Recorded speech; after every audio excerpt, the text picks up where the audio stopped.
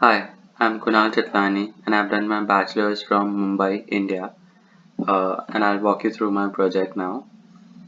So the project is called Plug and Play. Alone we can do so little, together we can do so much. That's rightfully said by Helen Keller. And this project seeks to explore the extent of diversity and shared spaces, which can act as a catalyst in achieving affordability in housing. So plug and play is about creating a system wherein there is a single prefabricated panel which has the potential of creating diverse spaces which are more resilient and functional, and how diversity through modularity can achieve affordability. So the basic question that I intend to ask through my research is, can we make homes more affordable through communal spaces and through modular construction? Currently, 75% of Los Angelenos can't afford a home in 2020. And affordability is an issue where a person's 30% of their annual income should suffice their housing needs. And there's a very striking fact that 66% of people have never met their neighbors. So I started off with this idea of diversity and affordability, which leads to diverse spaces through modular construction, and these diverse interactions through communal spaces, and these both lead to the affordability of the space.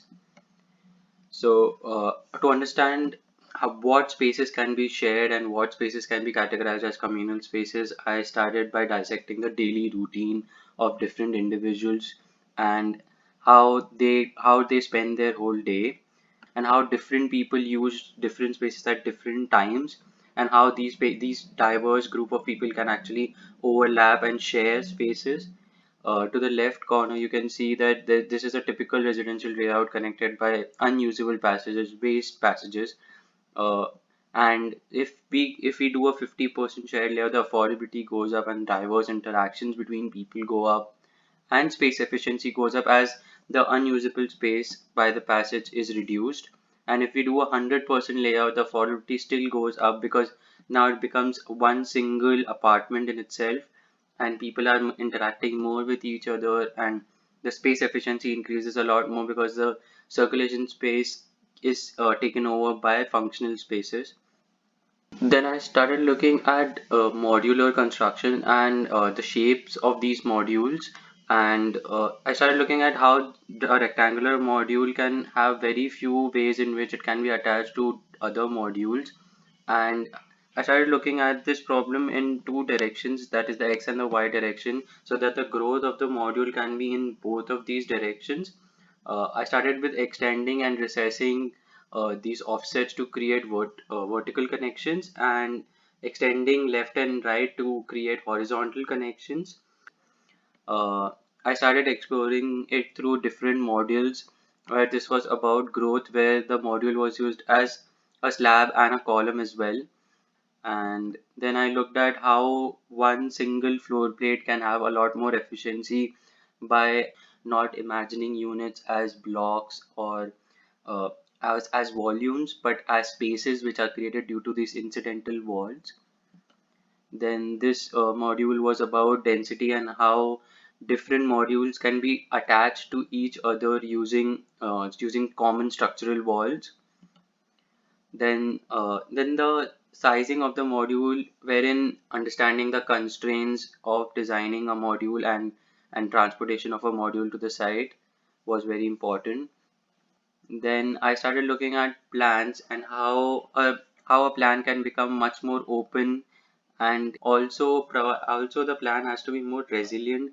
Like the flexibility and the resilience has to go hand in hand. For site considerations, I looked at the downtown area of Los Angeles, especially in Skid Row, where the median income is really low.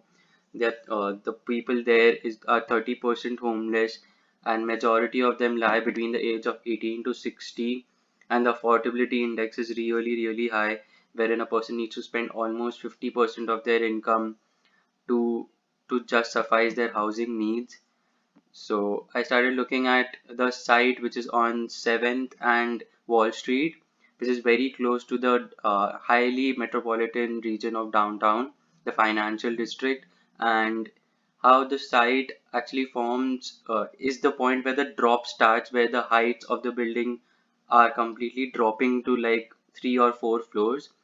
and and I wanted to respond to this condition, so the site layout was done in such a way that it captures the maximum amount of wind, and it looks at different views of the downtown along with the natural light. Then I started looking at these different ways in which a bigger demographic of people can be placed, so that you can have these diverse interactions between a nuclear family and a student and a multi-generational family, suppose.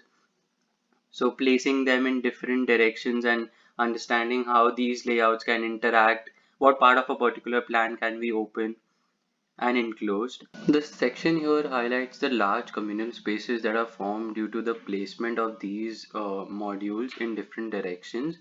Also, due to the resilience of the module and the flexibility offered due to the the movable walls, this module can also be used to form a 5 BHK, which when situated on the top of this section here, can actually subsidize the cost of living for people living on the lower floor, which are actually sharing a lot more spaces with other people.